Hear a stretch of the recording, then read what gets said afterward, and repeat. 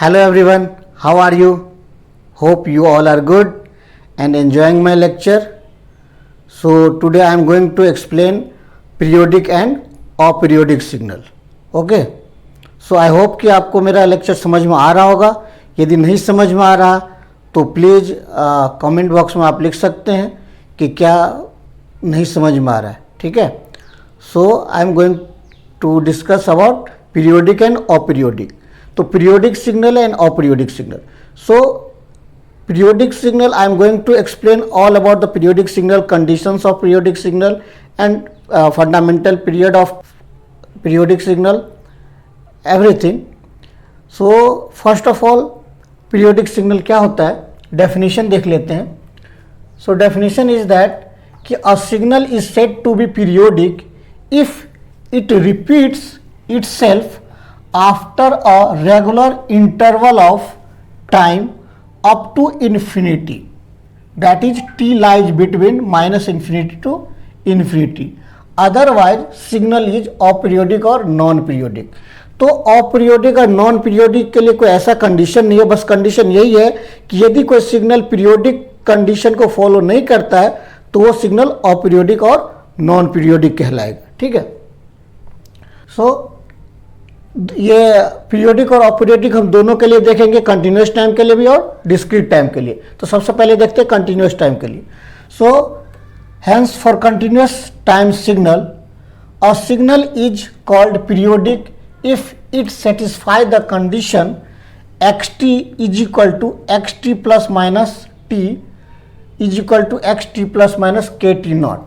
तो यहाँ एक स्मॉल टी है, एक कैपिटल टी है. तो स्मॉल टी क्या है कि ये जो एक्सिस है इस पे ये टाइम एक्सिस को डिनोट कर रहा है स्मॉल टी, और कैपिटल टी जो है वो पीरियड को डिनोट कर रहा है कि कितने पीरियड के बाद सिग्नल रिपीट कर रहा है. और यहाँ के टी नॉट हमने लिखा है तो टी को हम के टी नॉट से रिप्लेस कर दिया है. तो टी नॉट क्या हमारा fundamental time period and it is defined as smallest positive finite value of period T and k is any positive integer. तो यहाँ प्लस या माइनस दोनों हो सकता है कि आप जीरो से लेफ्ट लें या जीरो से राइट टी टाइम एक्सिस पे, दोनों के केस में ये पीरियोडिक होनी चाहिए. ठीक है. फॉर एग्जांपल हम देखते हैं एक साइनसॉइडल वेवफॉर्म है हमारा. तो ये इस तरह से आप जानते हैं यहाँ पे यदि आप देखोगे सिग्नल कब रिपीट हो रहा है, यहाँ जीरो के बाद ऐसे फिर से स्टार्ट का वहाँ 2 पाई के बाद फिर ऐसे 4 पाई के बाद. तो ऐसे आप ये करेंगे कि 4 पाई फिर 6 पाई फिर 8 पाई इस तरह से बढ़ता जाएगा. तो आप ये जो कैपिटल टी है वो 4 पाई 8 पाई 6 पाई 12 पाई कुछ भी हो सकता है, लेकिन टी नॉट जो होगा वो 2 पाई ही होगा. क्यों? क्योंकि स्मॉलेस्ट पीरियड ऑफ टाइम जिसके बाद रिपीट कर रहा है सिग्नल वो क्या है 2 पाई. आप कह सकते हो कि हाँ 4 पाई के बाद भी सेम सिग्नल आ रहा है, फिर 8 पाई के बाद भी सेम सिग्नल आ रहा है, लेकिन मिनिमम जो टी की वैल्यू है वो क्या है 2 पाई, जिसके बाद सिग्नल रिपीट कर रहा है. तो लेफ्ट साइड भी रिपीट कर रहा है और राइट साइड भी रिपीट कर रहा है. इसमें क्या है ये भी इन्फानाइट तक जाना चाहिए और इधर भी टाइम जो है इन्फानाइट तक जाना चाहिए. ठीक है. So this is periodic signal. So fundamental frequency यदि हम देखें इसका तो f naught that is 1 by fundamental period 1 by T naught and calculated in hertz, and fundamental angular frequency denoted by omega naught is equal to 2 pi f naught fundamental frequency f naught, and f naught is 1 by T naught. So 2 pi by T naught is a fundamental angular frequency. Okay. Now for discrete time signal. So for discrete time signal, a signal is called periodic if it satisfies the condition xn is equal to xn plus minus n और xn equal to n plus minus m n naught. तो यहाँ भी इसमें क्या difference है कि हमने t के जगह स्मॉल n पुट कर दिया.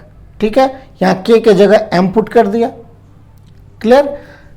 कैपिटल टी के जगह कैपिटल एन पुट कर दिया. तो कंटिन्यूस टाइम में टी से डिनोट करते हैं टाइम डोमेन को और डिस्क्रीट में एन से डिनोट करते हैं टाइम डोमेन को. So M is any positive integer, N naught is fundamental time period. ठीक है. सो यहाँ भी हम फंडामेंटल फ्रीक्वेंसी देख लेते हैं f naught equal to 1/n0 and fundamental angular frequency देख लेते हैं 2π(f0) is equal to 2π/n0। तो ये आपका हो गया पीरियोडिक। और जो इस कंडीशन को सेटिस्फाई नहीं करता है वो क्या हो गया, अपीरियोडिक और नॉन पीरियोडिक सिग्नल। ओके, तो कुछ एग्जाम्पल से समझते हैं आगे। ठीक है, कुछ एग्जाम्पल समझते हैं, फिर उसके प्रॉपर्टीज देखेंगे, फिर फंडामेंटल पीरियड के कुछ पॉइंट्स, इंपॉर्टेंट पॉइंट्स देखेंगे। ओके, सो तो एक क्वेश्चन देखते हैं कि कह रहा है कि डीसी वैल्यू इज पीरियोडिक और नॉट पीरियोडिक। तो डीसी वैल्यू क्या होता है, डायरेक्ट वैल्यू, डायरेक्ट करंट की वैल्यू जो है वो कह रहा है पीरियोडिक और नॉट पीरियोडिक। सो कैसे हम लिखते हैं, let any DC value of x T equal to 2। कोई एक डीसी वैल्यू हम 2 ले लेते हैं, तो डीसी वैल्यू मतलब एक फिक्स्ड एम्पलीट्यूड की होती है। तो हमने ये 2 ले लिया, लेकिन फॉर ऑल टी ये भी लिखा हुआ है, तो टी की कोई भी वैल्यू के लिए। तो जब टी की कोई वैल्यू के लिए ले लें तो टी में हम कुछ ऐड करें, t+5 करें या t+10 करें या t-10 करें, कुछ भी करें, जब फॉर ऑल टी है, -∞ to ∞ कहने का मतलब, तो t में कुछ भी ऐड करेंगे तो क्या आएगा, वैल्यू 2 ही आएगा। सो xt हमारा कंडीशन क्या होना चाहिए, xt equal to xt plus minus T equal to xt plus minus N T naught. तो यदि हम देखें कि क्या दिया हुआ है xt equal to 2 for all T, so xt equal to xt plus minus T, मतलब t में कुछ माइनस कर दें और या प्लस कर दें या ये कर दें तो भी क्या वैल्यू आएगी, 2 ही आएगी। तो हर एक जगह पे देखो t की 2 पे, 4 पे, 5 पे, 10, 12, 15 या -1, -3, -5 कुछ भी ले ले, सब जगह वैल्यू क्या रहा है, 2। So we can say that कि T naught fundamental period may be any value, कोई भी वैल्यू हो सकता है। So we can say that T naught has infinite number of finite value, मतलब 2, 3, 4 इस तरह करके टी नॉट की बहुत सारे वैल्यू हो सकते हैं। सो इनफाइनाइट हो सकते हैं फॉर इस तरह से 2, 3, 4, 5 इस तरह फाइनाइट वैल्यू। सो हम वी कैन से दैट कि T naught is indetermined. T हम इनफाइनाइट वैल्यू, कोई हम फिक्स वैल्यू नहीं है, तो इनडिटरमाइंड हो गया। सो फंडामेंटल फ्रीक्वेंसी यदि हम फाइंड करें तो 1/t0 equal to 1/∞, that is 0। इसीलिए आपने सुना होगा कि डीसी जो की फ्रीक्वेंसी क्या होती है, 0 होती है, एम्पलीट्यूड फिक्स होती है, जो भी होगा उसका गिवन होगा 2, 4 जो भी हो। ठीक है, hence this is a periodic signal with indetermined period, fundamental period. Periodic क्यों, क्योंकि इस कंडीशन को सेटिस्फाई कर रहा है, और इनडिटरमाइंड फंडामेंटल पीरियड क्योंकि कोई भी वैल्यू हो सकता है ना, फंडामेंटल पीरियड का। ठीक है, दूसरा क्वेश्चन देखते हैं। ये गिवन फिगर है, ये पूछ रहा है ये पीरियोडिक है और नॉट पीरियोडिक है। तो आप देख सकते हो कि 0 से 1, 1 से 2, तो यहाँ के बाद क्या हो रहा है, ये सेम पीरियड रिपीट हो रहा है, ये रिपीट हो रहा है। तो रिपीट तो हो रहा है, लेकिन एक कंडीशन इसमें नहीं है कि ये इनफाइनाइट तक रिपीट होना है, लेकिन ये यहीं तक है। इसमें यदि हम डॉट डॉट डॉट लगा दें तो ये पीरियोडिक हो जाएगा, लेकिन अभी नॉट पीरियोडिक है। If the given signal is limited to a fixed value up to 3, then the signal is not periodic, and if the signal is repeated up to infinite, then the given signal is periodic. कह रहा है, यदि हम इसमें note में लिख दें, if signal is repeated up to infinity, then the given figure is periodic. ठीक है, and if signal is repeated only up to some fixed value of time t, then the figure is not periodic. ठीक है, तो इसका मतलब कि ये जो दिया हुआ क्वेश्चन वो यहाँ तक ही है, तो इट मीन्स ये नॉट पीरियोडिक है। क्योंकि यदि आप देखो एक से आप शिफ्ट कर लो, उसके बाद आप देखोगे कि ये क्या हो रहा है कि ये सेटिस्फाई नहीं करेगा, X T plus T equal to x T minus T, तो ये सेटिस्फाई नहीं करेगा, इसीलिए ये कंडीशन नॉट पीरियोडिक हो जाएगा and you can say aperiodic होगा यदि ये फिक्स्ड है। यदि इन्फानाइट तक दोनों तरफ यदि हो जाता है तो ये क्या हो जाएगा, पीरियोडिक हो जाएगा। आई होप आपको समझ में आया होगा। अब देखते हैं प्रॉपर्टीज ऑफ पीरियोडिक सिग्नल्स। सो पहला प्रॉपर्टीज है अ periodic signal is an ever lasting signal. जैसा कि मैंने आपको पहले बताया कि ये एवर लास्टिंग मतलब इन्फानाइट तक रिपीट होनी चाहिए सिग्नल, पहला प्रॉपर्टीज यही है, ठीक है, सिग्नल इन्फानाइट तक रिपीट होनी चाहिए। दूसरा क्या है, अ periodic signal x T can be generated by periodic extension of any segment of x T of duration T.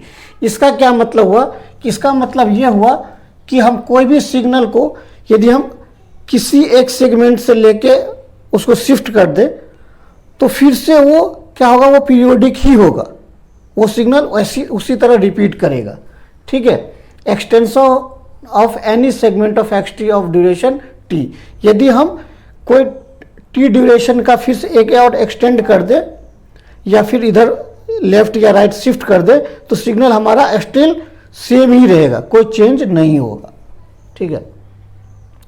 तीसरा है area under x t over any interval of duration T is the same that is for any real number a and b, a से a plus T x t d t से b to b plus T x t d t. मतलब कि for example एक कोई हमारा periodic signal है, मान लेते हैं साइनसोइडल सिग्नल ले लेते हैं, ठीक है, इस तरह से। तो यदि यहाँ पे ये पीरियड क्या है, ये 2 पाई है, तो ये 2 पाई पीरियड है इसका, ये हमें पता है, ठीक है। तो कह रहा है कि ए से लेके ए प्लस टी, यदि हम ये वैल्यू हमारा कहीं भी ले लें, हम ये मान लें कि ए, तो ए से लेके ए प्लस यहाँ से 2 पाई ऐड करेंगे, मतलब यहाँ तक अराउंड अप्रॉक्स आएगा, ठीक है।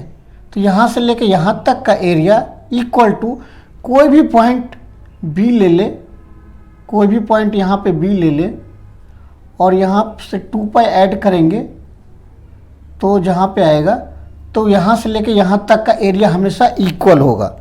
मतलब किसी भी एक पॉइंट ले ले, कोई भी एक साइनसोइडल सिग्नल है उसमें से कोई एक पॉइंट ले ले, वहाँ से उसके टाइम पीरियड जितना है, उसका फंडामेंटल पीरियड जितना है, उसमें ऐड कर दे और वहाँ तक लेके जाए उसका एरिया, और उसके बाद कोई एक और पॉइंट ले ले, उसमें फिर से आप fundamental period of time add कर दे और उस पूरे एरिया को लेंगे तो दोनों इक्वल होगा।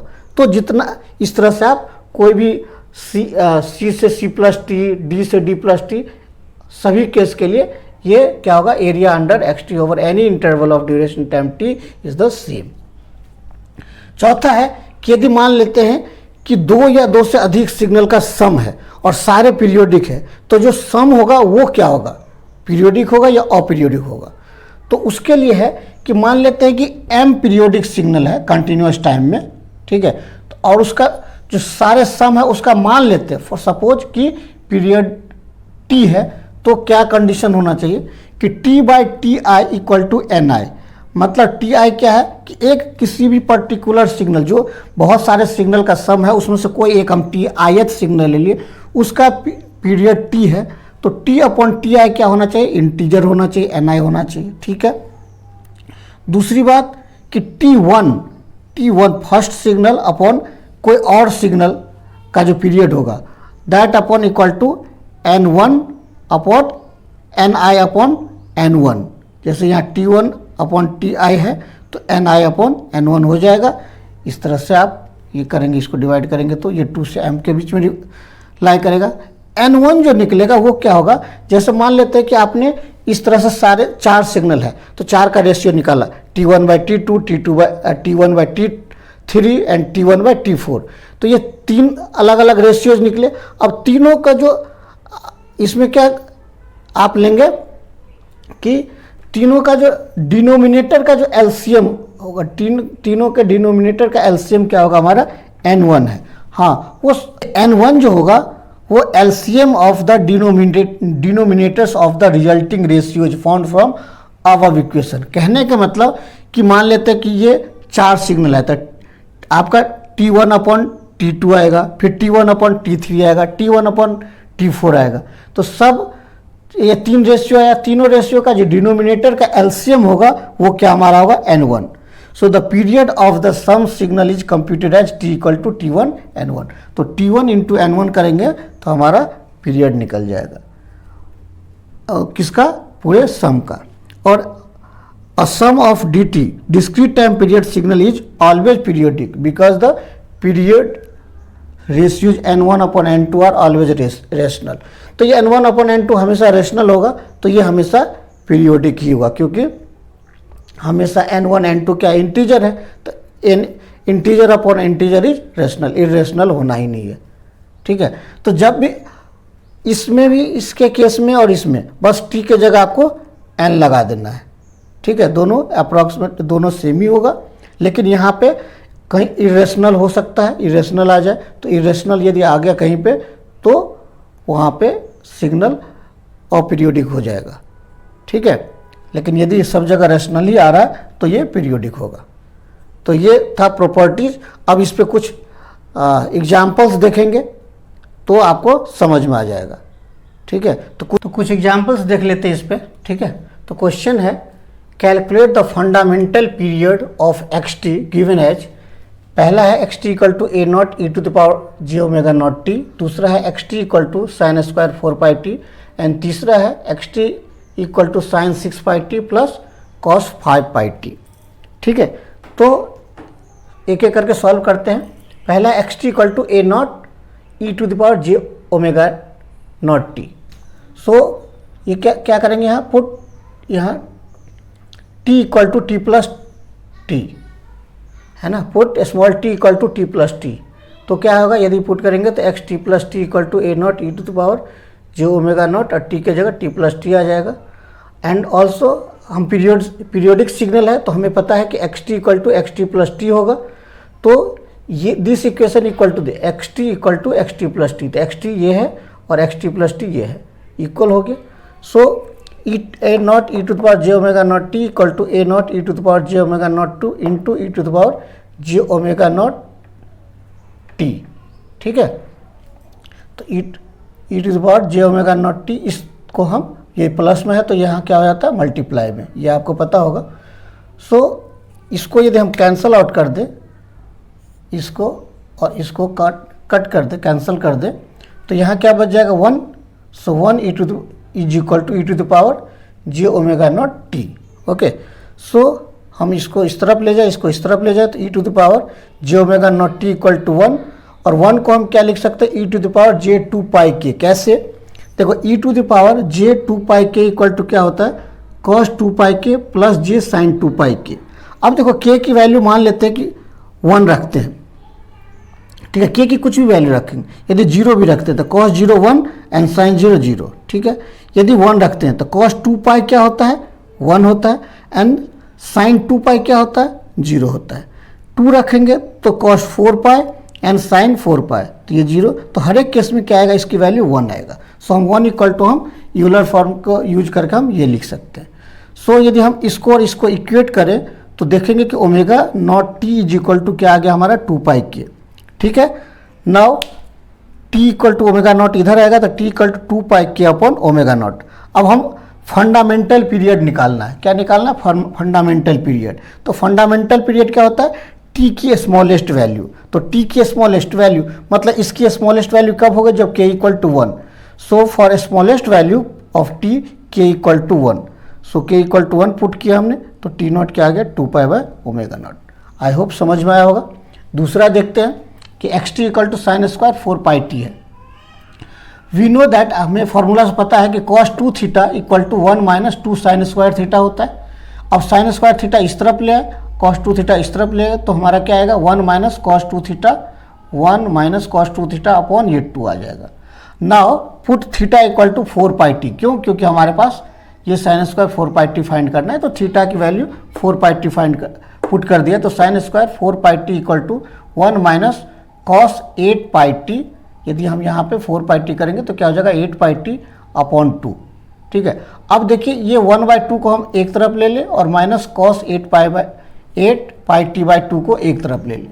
तो अब हम इससे पहले देखा कि 1/2 क्या है, एक कांस्टेंट वैल्यू है, so this is the DC value. और डीसी वैल्यू क्या होता है, एक पीरियोडिक सिग्नल होता है। तो ये निकल गया ये पीरियोडिक सिग्नल विथ अनडिफाइंड या कह सकते हैं इनडिटरमाइंड वैल्यू। तो इसका कोई भी वैल्यू, मतलब हम इसका कोई भी वैल्यू ले सकते हैं, तो इसीलिए हम don't worry about the DC value, ठीक है। कंसंट्रेट ऑन जो नॉन डीसी वैल्यू, तो हम इस पे आते हैं। तो नाउ हम cos 8 पाई टी को क्या लिख सकते हैं, इस फॉर्म में cos ओमेगा नॉट टी के फॉर्म में लिख सकते हैं। So omega naught equal to 8 pi हम लिख सकते हैं, और हमें पता है कि T naught equal to 2 pi by omega naught होता है। So T naught equal to 2 pi by 8 pi equal to 1/4। So T naught is 0.25 second. I hope ये भी समझ में आया होगा। तीसरा आते हैं x T equal to sine 6 pi T plus cos pi T, cos 5 pi T. तो इसको हम x1t और x2t में लिख दिया था। अब x1t क्या हमारा साइन 6 पाई टी है, हम जिसको हम साइन ओमेगा 1t लिख सकते हैं। तो ओमेगा 1 क्या हो गया यहाँ, इसका मतलब 6 पाई। तो हमें पता है फॉर्मूला t1 इक्वल टू क्या होता है 2 pi by omega. So omega 1 की वैल्यू पुट करें यहाँ 6 पाई, तो 2 pi bye 6 pi t1 is 1/3।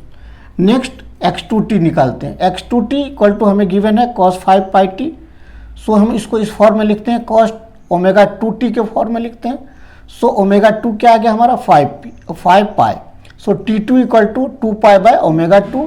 So 2 pi by 5 pi equal to 2/5। Now t1 upon t2 देखते हैं ये रेशनल है या नहीं। यदि रेशनल नहीं होगा तो ये पीरियोडिक नहीं होगा समेशन, ठीक है। तो देखते हैं 1/3 अपॉन 2/5, तो 5/6। This is a rational number, okay. So ये रेशनल नंबर है, तो क्या होगा, रेशनल नंबर यदि है तो कैसे निकालते हैं हम fundamental period of time of और टू सिग्नल। तो हम कैसे निकालेंगे, T naught equal to LCM of T one and T two. T one and T two का एलसीएम ले लेते हैं, और एलसीएम क्या है आपका फ्रैक्शन में है 1/3, 2/5। तो इसको कैसे निकालते हैं, हम न्यूमरेटर का एलसीएम लेते हैं और डिनोमिनेटर का एचसीएफ लेते हैं। तो एलसीएम क्या है 1 और 2 का एलसीएम, तो 1 और 2 का एलसीएम क्या होगा 2, और एचसीएफ 3 और 5 का एचसीएफ क्या होगा 1। So 2/1 equal to 2। So final fundamental period is equal to 2 second. दूसरी तरीके से एक और देख सकते हैं कि t1 अपॉन t2 क्या हमारा m अपॉन n आ गया। तो हमारा m अपॉन n, तो ये क्या होगा t1 into n equal to t2 equal to m। So t equal to होता है nt1 इक्वल टू mt2। तो n क्या है हमारा यहाँ से 6, और t1 क्या है 1/3 इक्वल टू m क्या है हमारा 5 एंड t2 क्या है 2/5। तो 6 ये कैंसल आउट होगा, तो क्या आएगा 2, और ये भी कैंसिल आउट होगा तो 2। तो आप इससे भी निकाल सकते हैं, इस तरह से भी, क्योंकि दो इस तरह से भी आप निकाल सकते हैं और इस तरह से भी निकाल सकते हैं, किसी भी तरह से। तो आई होप आपको तीनों एग्जाम्पल समझ में आया होगा, ठीक है। अब देखते हैं कुछ कि मेन पॉइंट, कुछ some important points about the fundamental period, ठीक है, okay. Some important points about fundamental time period T naught. So पहला क्या है, T naught is independent of time shifting. यदि टाइम शिफ्टिंग हो रहा है तो time period, fundamental time period पे कोई फर्क नहीं पड़ेगा, है ना, no change in fundamental time period. So x T का यदि टाइम पीरियड टी नॉट है fundamental time period, so x T plus minus T naught का भी टाइम पीरियड क्या होगा, fundamental time period T naught, okay. F T P is fundamental time period. T naught is dependent on time scaling, ठीक है, ये देख रहे हैं टाइम स्केलिंग, टाइम शिफ्टिंग।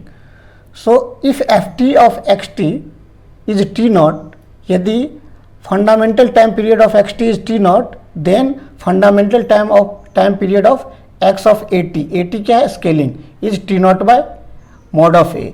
यदि ए प्लस हो या माइनस हो, लेकिन यहाँ पे प्लस ही आएगा क्योंकि फंडामेंटल टाइम पीरियड हमेशा पॉजिटिव होता है, ठीक है। So T naught by mod of a क्या है, डिपेंडेंट हो रहा है, मतलब T naught is dependent in case of time scaling.